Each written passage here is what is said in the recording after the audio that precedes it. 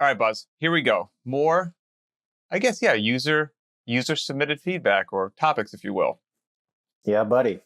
So this one, well, the quick encapsulation is we're going to chat about intensity and relative intensity and absolute or mathematical intensity. And this was sparked from, I don't know when this show will post, but a couple shows ago on episode 43, which was entitled, Is Heart Rate a Good or Bad Measure of Intensity?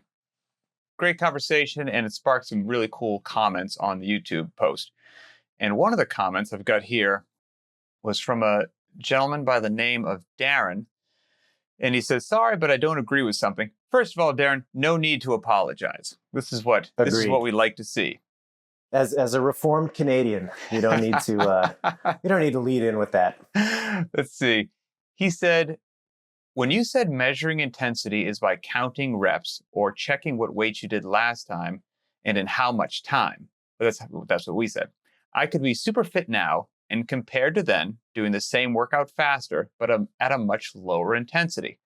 Heart rate has little to do with anything when I'm lifting weights, but if I'm doing cardio, heart rate seems like a useful way I can tell how hard I'm working. Of course, that might change according to how well I'm doing that day, but you said most of the time it's a good indicator for me.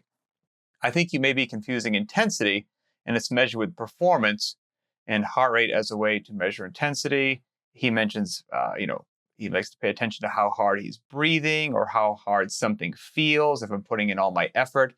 So that's his question. And when you read his question there, what's your general elevator encapsulation of that?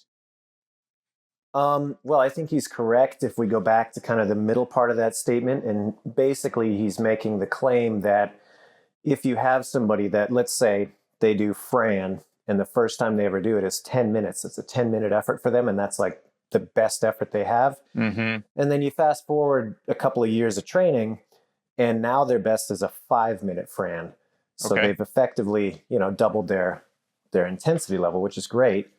You take that person who's riding at a 5-minute Fran and they come into the gym and they kind of mail it in that day. And let's say they do a 7 or 8-minute Fran, which relative to their maximum is pretty low intensity, but relative to their starting point, it's still better or more intense.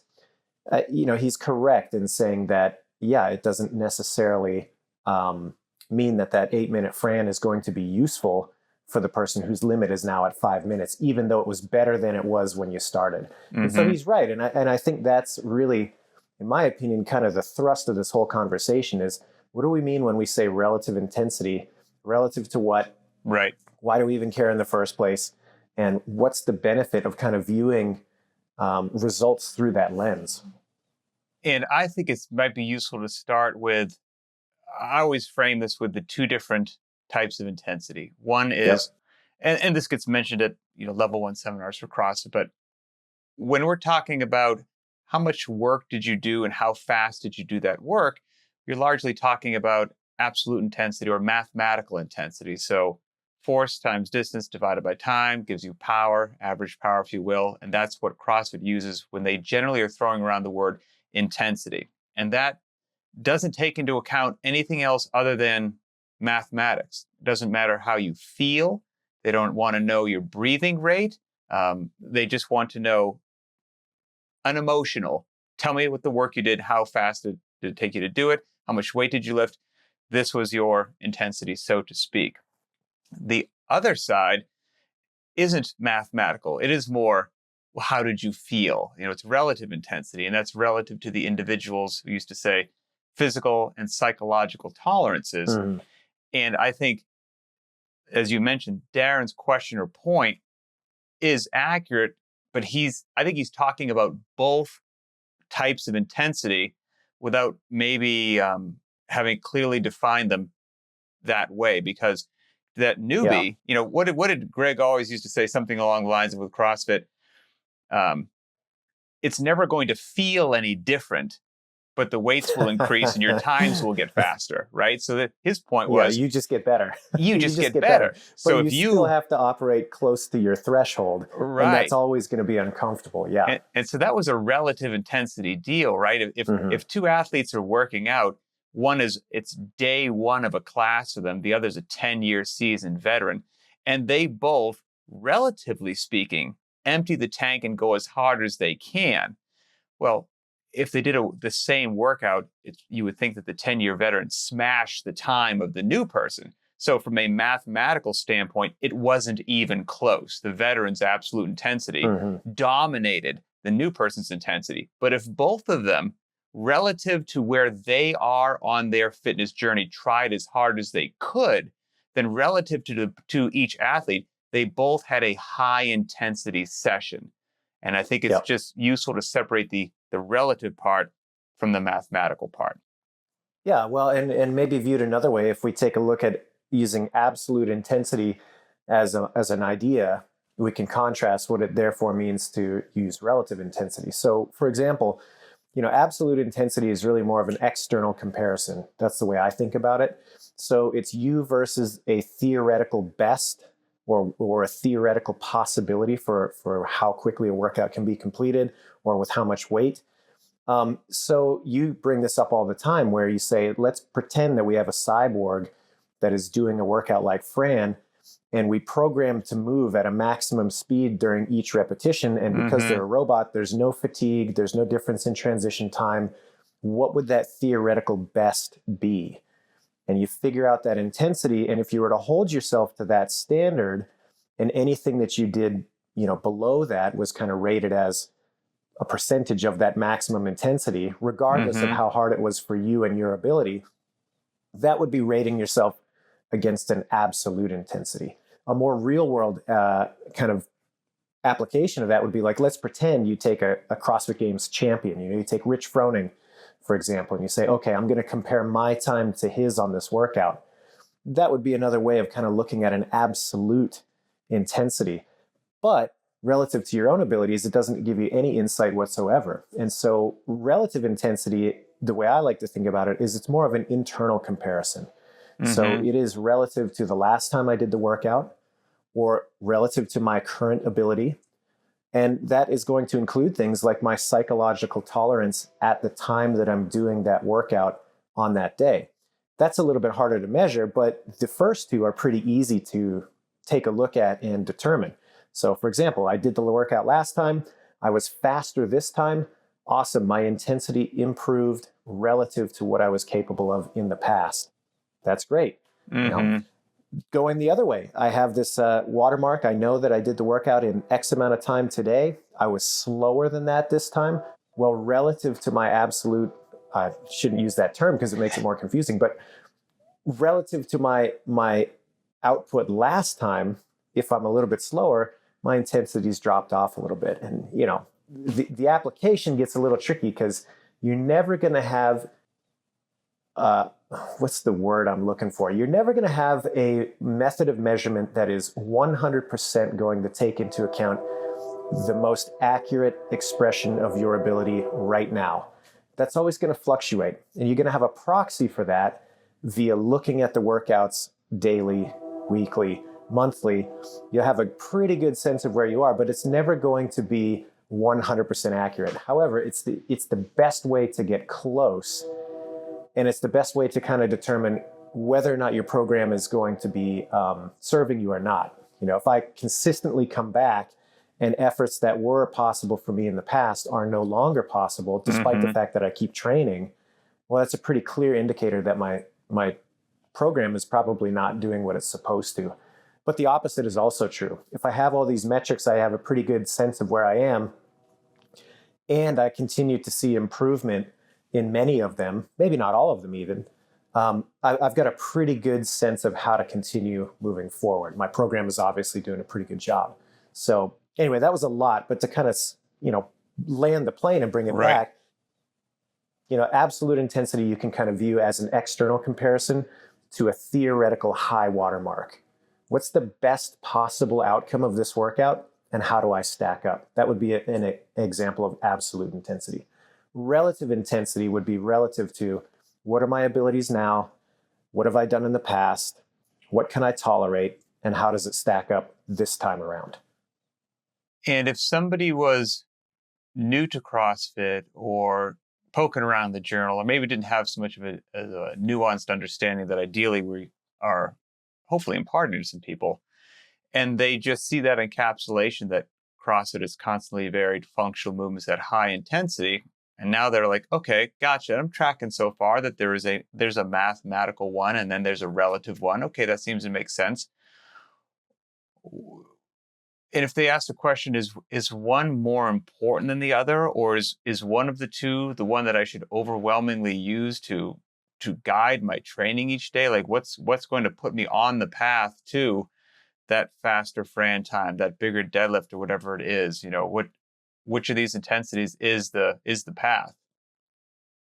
Yeah, well, again, I think number one, I think it's important to point out that they're both mathematical. One is just dealing with the absolute mathematical output as an extreme. So what is like I said before, what is the highest output possible for this given rep scheme, movement selection, etc., time frame?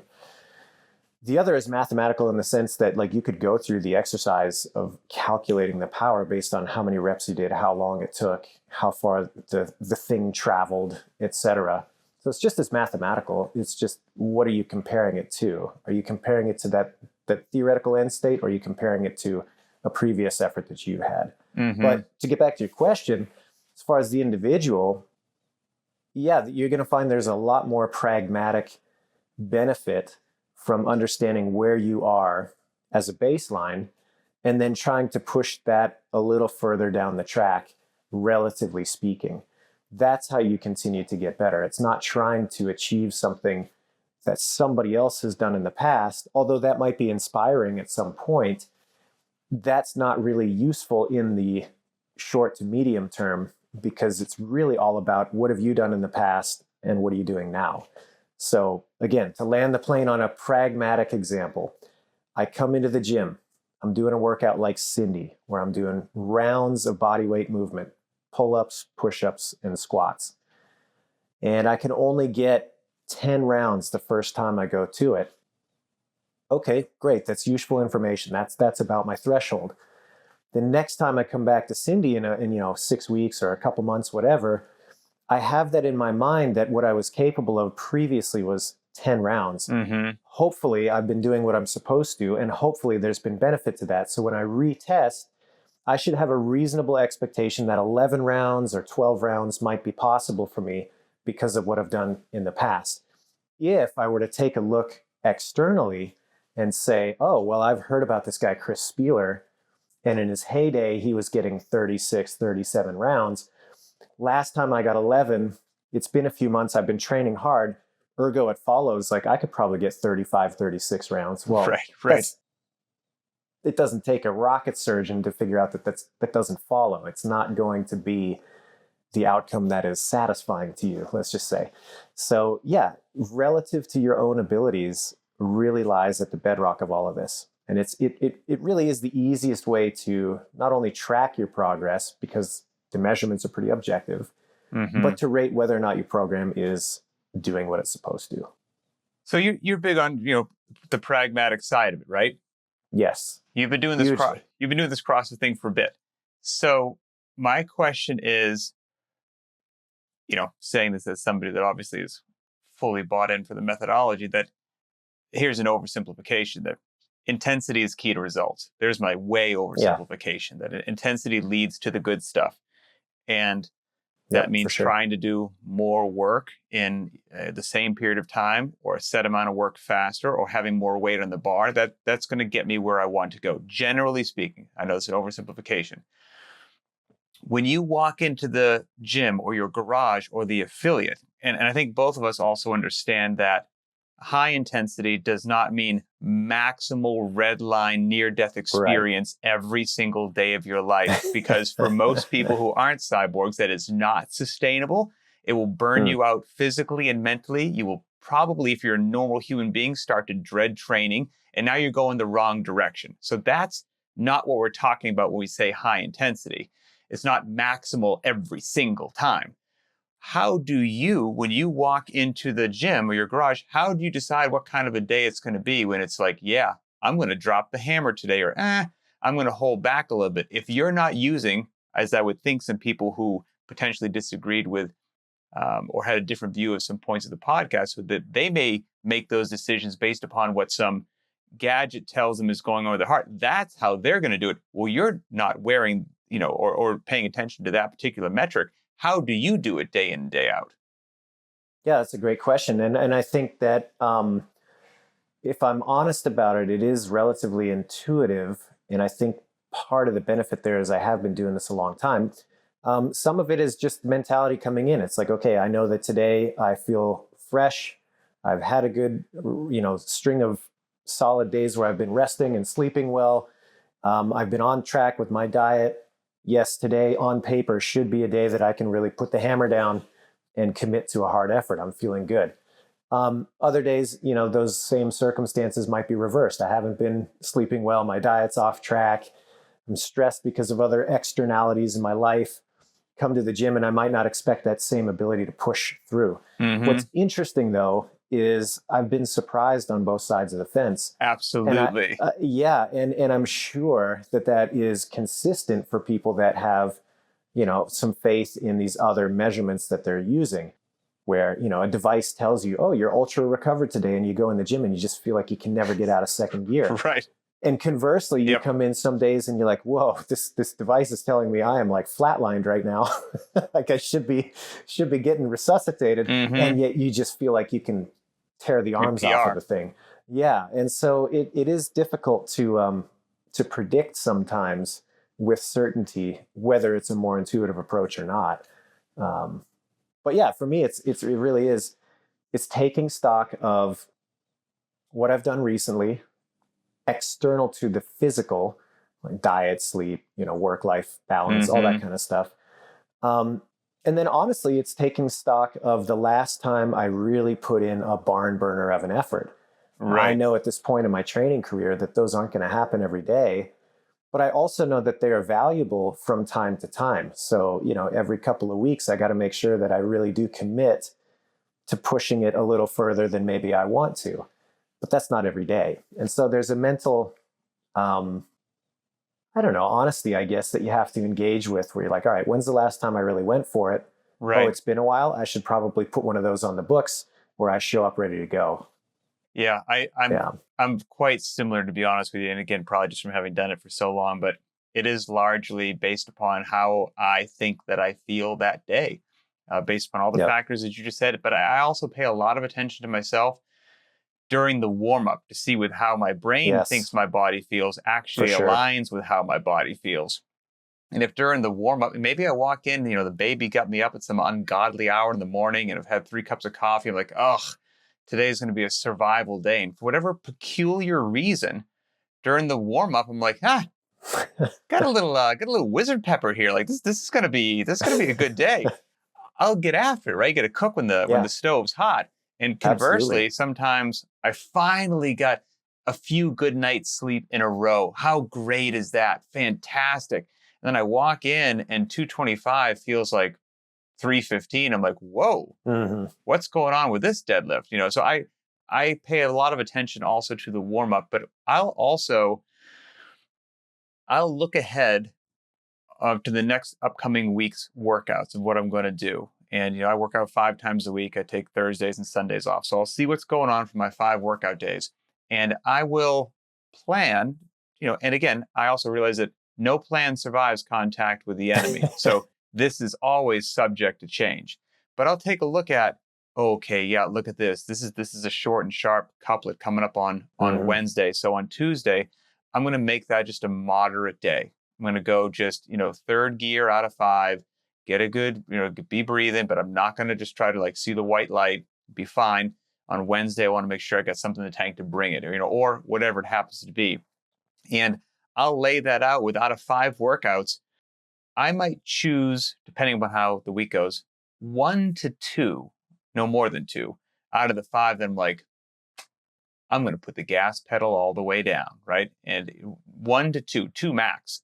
And 2 out of the 5 are probably just middle of the road, moderate intensity. And then one of them is, low, or it's a dedicated lifting day, which is, obviously intense in its own desire, but different in it than in a mixed modality sort of a way. But I don't look at those 5 days and go like, yep, all 5 are fifth gear red lines like that. Yeah, you just can't do it. That does not At work. least not for long. Right. And I will say that plan only gets executed the way that I think it will maybe 50% of the time, because real life has absolutely no regard for my future plans at all, whether it's work, life, stress, like something's going to change.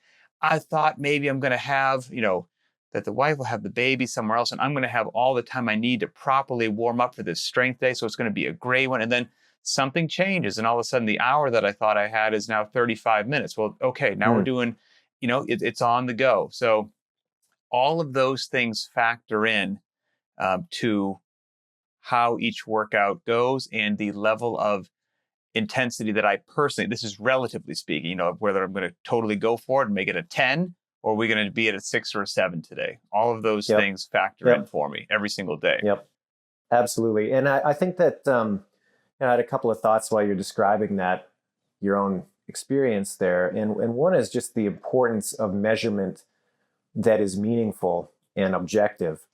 And so, if you are taking stock of reps, time, load, these really objective measurements, you will get a more clear picture over time of where you are, where you have been, and what's happened in the middle. And I think that's really important because, especially as you've been in the game a little bit longer, so to speak, like I look back at some of the times that I put in when I was in my 20s for certain workouts. And if that was my expectation now when I'm, almost 40, it would be pretty rude awakening for my psyche to, although, and I will say, hey, I'm pretty close in a lot of ways. Like I don't want to sell myself short. Like I'm doing pretty well. Like I'm happy with how close I am to being able to match my 25-year-old self.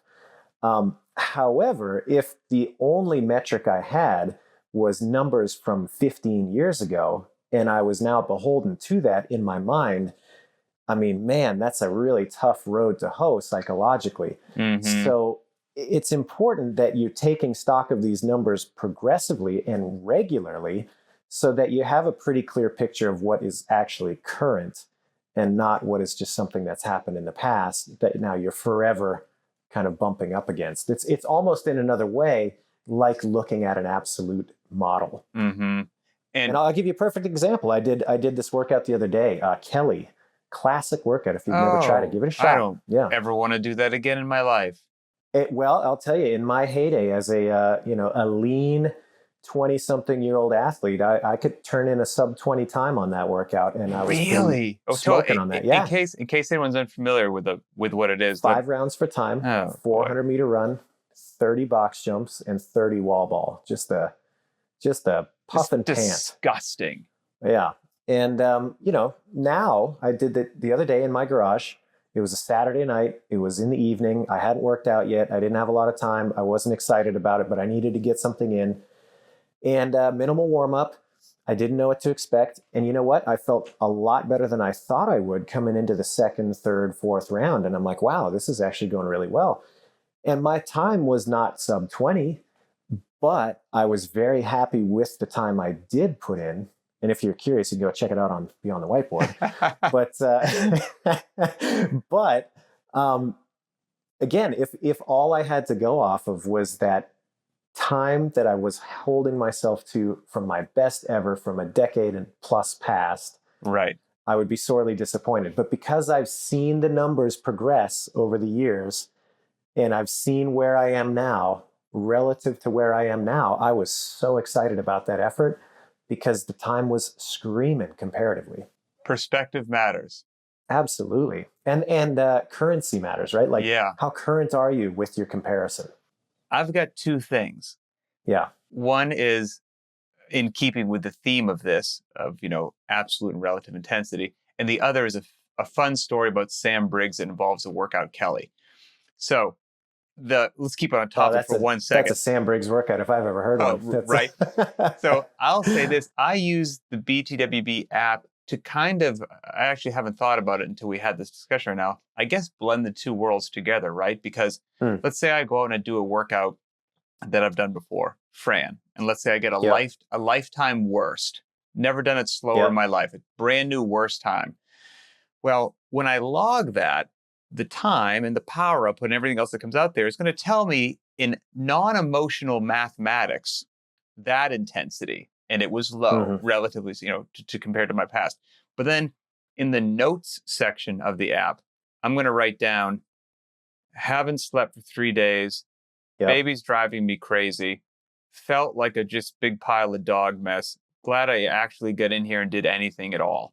And that, when I come back to that, is going to give a relative intensity, so to speak, view of a snapshot in my life of that day, my energy level, my enthusiasm, all of those things that are a bit less scientific than how long did it take me to do the thrusters and the pull-ups. And so in that one screen, I can get kind of a mixture of both, really, which is quite useful. And I started using the notes section. I've started using the notes section. I used to never use it.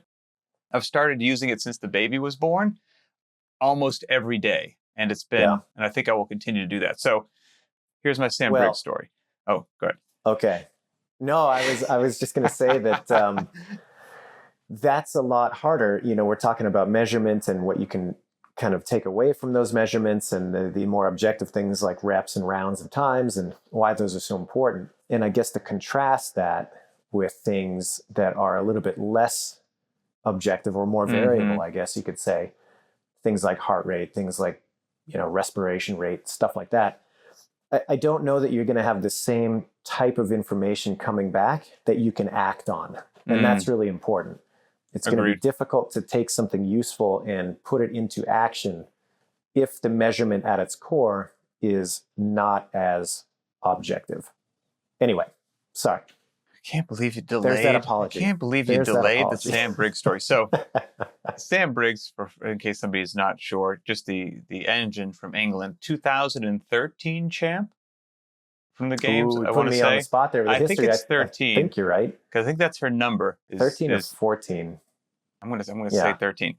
But anyway, she was, back in the day visiting the CrossFit office in Santa Cruz, and they were doing some filming. We might have been filming like an open announcement. It beats me. Long story short, we're going to work out at the end of the day, and Kelly was going to be the workout. She must have chosen, because there's no way I would ever voluntarily do Kelly. And so she says, hey, do you want to do Kelly with me? Now, no, I do not. Okay. Because first of all, I despise box jumps and wall balls. I actually like running, despise wall balls. Yeah, you're a good runner. And then to do it with Sam Briggs is going to be basically a massacre, because it's such a great workout for her. Yeah. However, I can't turn down the opportunity to work out with Sam Briggs. So I have to say yes. She screwed me over. I have to say yes. So I'm like, yes, Sam, I would love to do Kelly with you. And she goes, okay, great, but I wish I could do a Briggs voice. She says, but great, I'm going to change it up a bit. Instead of the 5-rounder that you mentioned, she goes, we'll get the same amount of work done, but we'll do it more of a chipper style. The runs will go 1,000, 800, 6, 4, 2. I'm like, okay, cool. She goes, and we'll do the box jumps and the wall balls 50, 40, 30, 20, 10. I'm like, okay, at least everything's going down. Like, great. It sucks no matter what. And just because she's Sam Briggs, I think there's 150 of each. Wow. Okay. Yeah. Trying to do the math in my head. Yeah. There you have it. Yeah. And then she goes, she's going to use the 20-pound ball, the same as me. She'll throw it to the 10-foot target, the same as me, and she'll be jumping on the 24-inch box. So I'm really going to get to know just how badly she demolishes me. And so I knew. So a real apples to apples comparison here. I knew. And to do a 1,000-meter run at the old office, like 2 laps around was an 800, but we had to do this little zigzag kind of a thing, which I showed her before, but it was still a little weird to get the first 1,000 in. And so I knew as soon as we finished the 1,000-meter run, I would never see her again, that she was going to just be gone. But in my mind, I was like, I have to make a statement here. Okay, I'm representing my country. and I am going to, even though Sam Briggs is such an amazing runner, I'm going to stay right next to her. No matter I don't care if I have to dance with the devil for this first 1,000 meters. And if I implode for the rest of the workout, who cares? Step by step. So we go one lap around. I'm right there with her. We finish the second lap. By the way, I am literally dying, okay, because of the pace. I'm dying. It's like Fran. We get to the point where you have to do this little zigzag to get the final 200. And I, again, can barely keep my eyes open. My heart's going to explode. And she hasn't said a word, obviously. And at that moment, she's confused about as to where the turn is. She turns, looks at me, and says, as if you and I are talking right now, so Pat, are we going up here? Are we taking a right? She couldn't have been more relaxed and like not pushing herself at all. And in that moment, she broke my will. I wanted to just lay down and cry. And I think I told her, yeah, we're going there. I couldn't even probably make out what I was saying. We got back in. She took off, gone. I finished like 45 minutes slower than her. And at the end, she beat me so badly. And at the end, it was big chunks, 50, 40, 30. And she ran so fast. And this is how you know you're dealing with an athlete that's a psycho and they don't even know how crazy they are. At the end, I was like, you changed up the rep scheme, 50, 40, 30, 20, 10. Like, how did you break up the sets? And she goes, what do you mean? Break them up. I'm like, well, like the big sets, the 50s and the 40s, if they're running, so how'd you break them up? She goes, oh, I didn't break them up. I was like, why would you stop? Yeah, why would you do that? So ananyway, that's my Sam. Doesn't seem like a winning strategy, Pat. Why would you break them up? That's my Sam Briggs story. And I guess I'll wrap us up with this.